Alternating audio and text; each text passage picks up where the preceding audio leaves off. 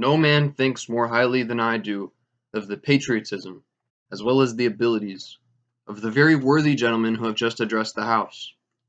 But different men often see the same subject in different lights, and therefore I hope it will not be thought disrespectful to those gentlemen if, entertaining, as I do, opinions of a character very opposite to theirs, I shall speak forth my sentiments freely and without reserve. This is no time for ceremony.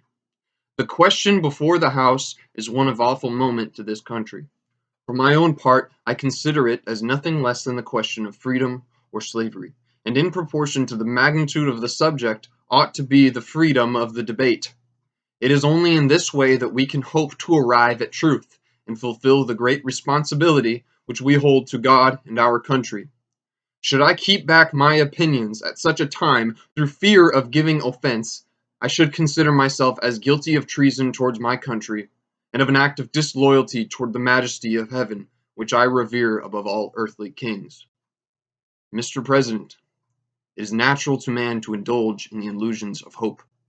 We are apt to shut our eyes against a painful truth, and to listen to the songs of that siren till she transforms us into beasts.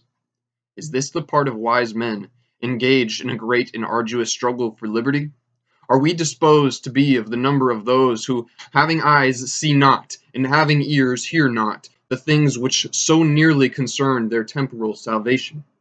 For my part, whatever anguish of spirit it may cost, I am willing to know the whole truth, to know the worst, and to provide for it.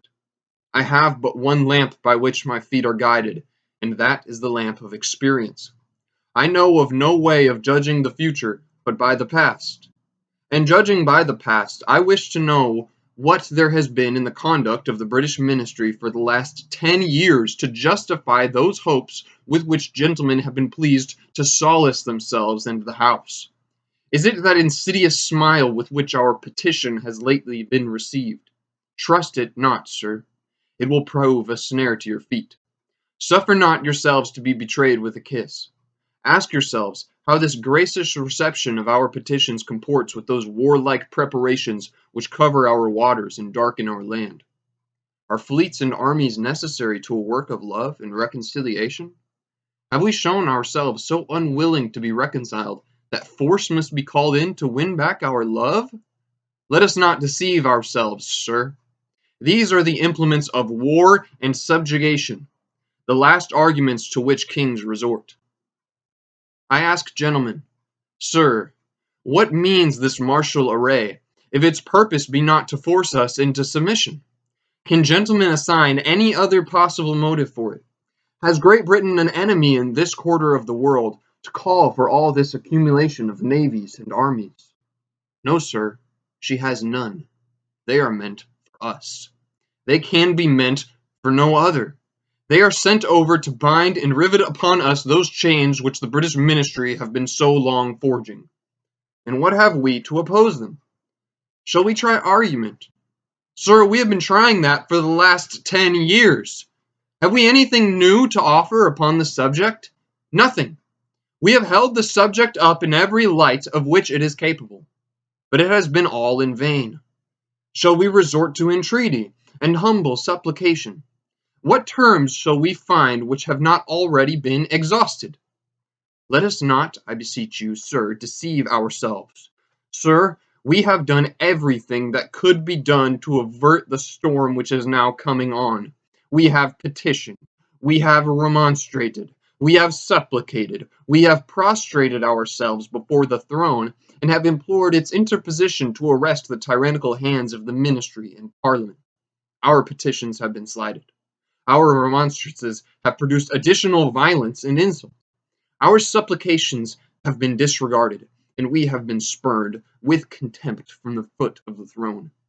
In vain, after these things, may we indulge the fond hope of peace and reconciliation. There is no longer any room for hope. If we wish to be free, if we mean to preserve inviolate those inestimable privileges for which we have been so long contending, if we mean not basely to abandon the noble struggle in which we have been so long engaged, and which we have pledged ourselves never to abandon until the glorious object of our contest shall be obtained, we must fight.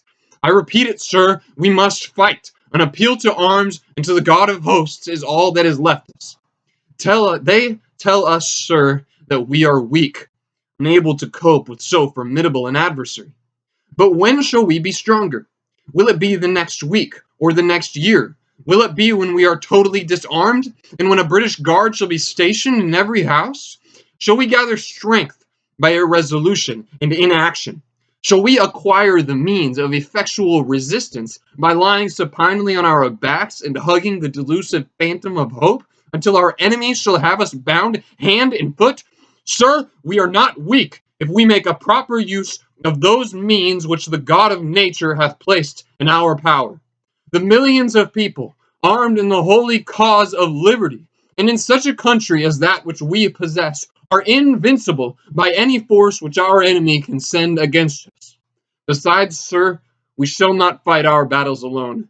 There is a just God who presides over the destinies of nations, and will raise up friends to fight our battles for us. The battle, sir, is not to the strong alone. It is to the vigilant, the active, the brave. Besides, sir, we have no election. If we were base enough to desire it, it is now too late to retire from the contest. There is no retreat, but in submission and slavery. Our chains are forged. Their clinking may be heard on the plains of Boston. The war is inevitable, and let it come. I repeat it, sir, let it come.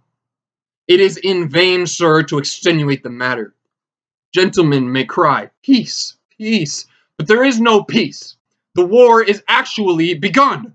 The next gale that sweeps from the north will bring to our ears the clash of resounding arms.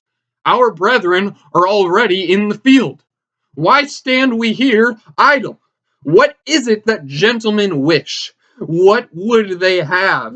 Is life so dear, or peace so sweet, as to be purchased at the prices of chains and slavery? Forbid it, Almighty God. I know not what course others may take, but as for me, give me liberty or give me death.